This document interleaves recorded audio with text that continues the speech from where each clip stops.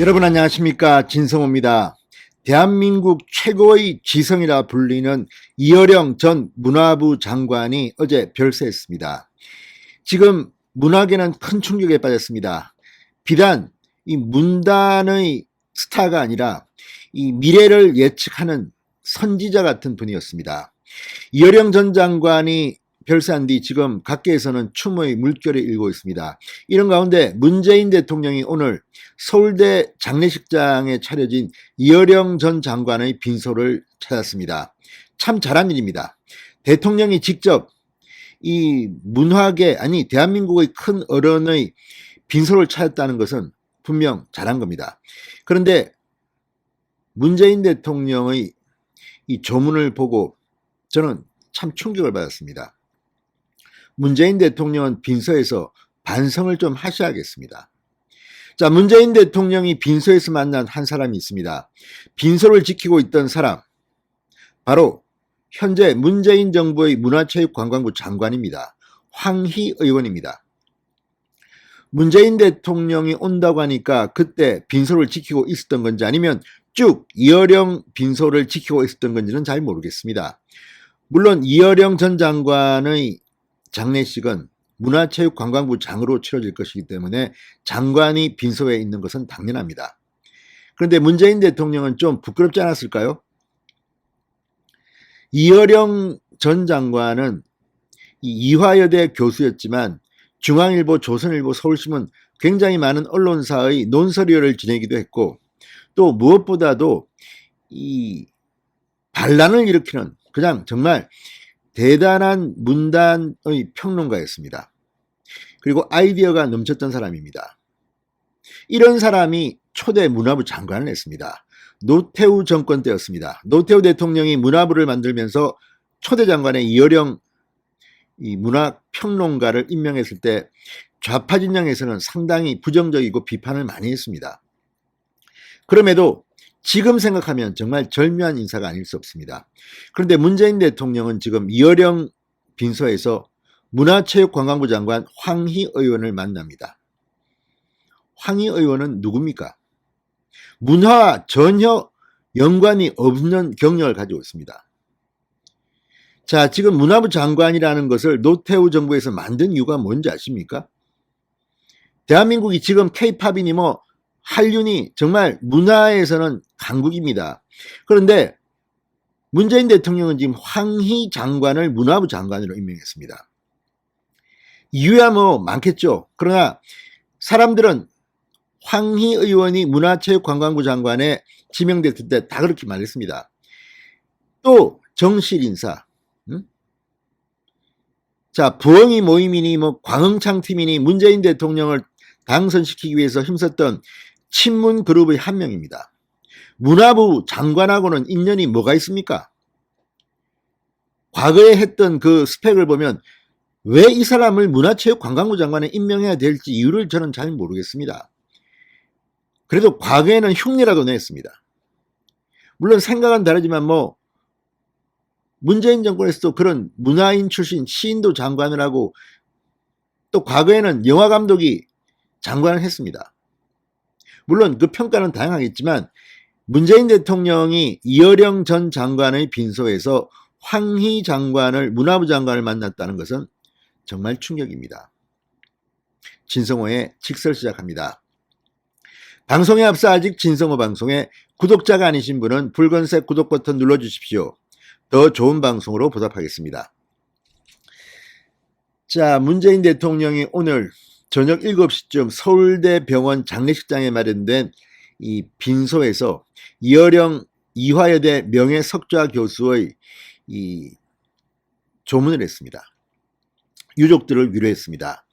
자, 이어령 교수 암투병 끝에 88세, 우리나라로 89세일 겁니다. 아마 별세했습니다. 이미 암투병을 시작한 거는 2017년쯤 된다니까 그동안 이런 방사선 치료 같은 걸 받지 않고 그냥 신앙에 귀의하면서 지켜왔습니다. 그리고 암투병 중에도 저술을 냈을 정도로 대단한 그런 분입니다. 문재인 대통령은 이 자리에서 삼가 위로의 말씀드린다. 우리 세대는 자라면서 선생님 책을 많이 보았고 가마도 많이 받았다. 우리나라의 큰 스승이신데 황망하게 갇혀서 안타깝다고 말했습니다. 이 박경미 청와대 대변인이 전한 서면 브리핑입니다. 자, 이의령 교수의 장례는 문화체육관광부 장으로 치러집니다. 빈소를 지키던 황희 문체부 장관, 문재인 대통령이 온다니까 이때쯤 나타나는지 아니면 쭉 지켰는지는 잘 모르겠습니다. 문재인 대통령에게 문화체육관광부 장관이 됐을 때 첫 일정으로 이어령 전 장관을 찾아뵙고 말씀을 들었다. 이런 일화를 전하기도 했습니다. 그렇지만 이 말을 들으면서 문재인 대통령은 무슨 생각을 했을까요? 초대 문화부 장관 이어령의 그릇과 현재 문재인 대통령이 임명한 황희 장관의 차이가 너무 나지 않습니까? 자, 프랑스나 이런 나라 문화부 장관은 적어도 황희 의원 같은 사람을 임명하지는 않습니다. 그냥 자기 사람들 자리 주기 위해서 이게 전공이 뭔 이거 필요 없이 그냥 다 그냥 막 맡깁니까?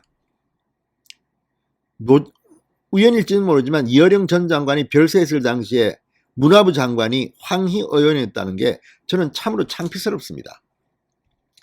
자, 문화부 장관 중요한 자리입니다. 이어령 전 장관은 문화부 장관 때 내각회의에서 발언을 굉장히 길게 했습니다. 나름대로 이유가 있었겠죠. 지금 황희 장관이 어떤지는 잘 모르겠지만 별로 언론에 잘 안 나오는 걸 보면 그냥 장관 하는 것 같습니다. 그냥 문재인 대통령 탄생시킨 고문, 광흥창팀, 부엉이 모임 이런 사람들 전부 다 한 자리씩 다 합니다. 이게 문재인의 인사입니다. 임기 말년에 문재인 대통령이 이어령 빈소에서조차도 아마 좀 창피했을 겁니다. 문재인 대통령은 앞서 페이스북을 통해 이어령 선생님은 우리 문화의 발굴자이고 전통을 현실과 접목해 새롭게 표현해 선구자였다. 우리가 우리 문화를 더 깊이 사랑하게 된 데는 선생님이 거의 컸다고 추모했습니다. 그런데 문재인 대통령은 왜 문화부 장관 인사를 이따위로 하십니까? 자, 지금 이걸 보면 이 많은 생각을 하게 됩니다. 이 태백산맥의 작가 조정래 씨가 한겨레에 이 이어령 전 장관 추도사를 쓴 걸 보면 조정래 작가도 참 이어령 장관에 대해서는 존경의 염이 있습니다. 한국 지성사의 큰 별이 떨어졌다. 나이를 초월해서 평생 줄기차게 노력하는 모범을 보인 천재가 떠나갔다. 생각은 다른 사람입니다. 그렇지만 조정래 작가도 이렇게 평을 하는 겁니다. 이어령 선생의 부엄을 듣고 아 기어코 하는 안타까움과 함께 가슴이 쿵 울리고 눈물이 울컥 쏟았다. 작가 조정래의 감성이 드러납니다. 자, 그러면서 이런 이야기를 했습니다. 상당히 긴데 그 작가와의 인연 이런 걸 썼는데 이어령 전 장관은 보수 정권에서 장관을 했습니다. 그럼에도 불구하고 조정래 작가는 이어령 전 장관을 칭송한 이유가 이런 겁니다. 선생께서 구설수에 오른 꼭 하나의 사건이 초대 문화부 장관이 된 것이었다. 그게 노태우 정권이라서 군부 독재 타도에 앞장섰던 지식인들 사이에서 비판이 없을 수 없었다. 그때 선생께서 곤혹스럽게 한 한마디가 꼭 해야 할 일을 빨리 쉽게 해치우기 위해서였다. 그 권력 확보로 바로 한 일이 인터체인지가 아니라 나들목, 노견이 아니라 갓길로 바꾼 것이다. 순 우리말의 애정이 묻어나는 그 명칭들을 선생께서 탄생시킨 것임을 기억하는 사람들이 얼마나 될까? 그리고 나는 그 권력의 은혜를 두 번 입었다. 태백산맥이 나오고 얼마 지나지 않아 검찰의 내사가 시작됐다. 그때 소관부서 문화부의 의견 요청이 있었던 모양이다. 이어령 선생은 어느 평론가에게 심판 홍길동 전이라고 논리 개진을 하라고 일렀다고 한다. 이적 표현물이 아니라 어디까지나 허구를 다룬 문학작품이라는 것이었다. 그 사실을 15년쯤 지나 그 평론가가 지나가듯 말했다.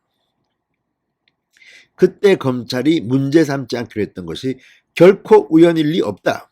그리고 내가 아리랑 국외 취재를 하러 갈 때 안기부에서 출국 금지를 확정해 놓고 있었다. 그때 장관으로서 보증을 서서 출국을 시켜준 것이 선생이시다. 선생이 아니었으면 아리랑은 태어나지 못했을 것은 결코 과장이 아니다. 지구 절반인 그 무대들을 못 갔을 것이니 조정래 작가가 이 정도 말할 정도면 왜 문화를 사랑하는 사람이 문화부 장관이 되어야 될 이유가 생깁니다. 문재인 대통령은 오늘 이어령 장관 빙소에서 무슨 생각을 했을까요? 진성의 직설이었습니다. 여러분 감사합니다.